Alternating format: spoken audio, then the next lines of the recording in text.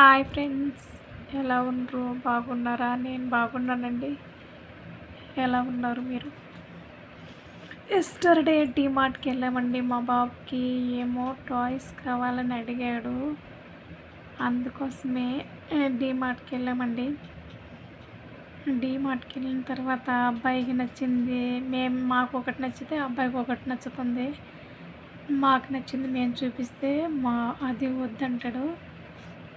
ఆ అబ్బాయిని కిందకి దించి తీసుకోరంటే మా ఈ మొత్తం ట్రాలీ బ్యాగులు మొత్తం వేసుకొని వస్తాడండి. అందుకే మేము దించకుండా దానిపైన కూర్చోబెట్టి అడిగాము. కాసేపు అటు ఇటు తిప్పి చూసుకుని కొంచెంసేపు చూసుకొని అయినా కానీ వాడికి నచ్చింది ఏది మేము తీసేయలేదండి.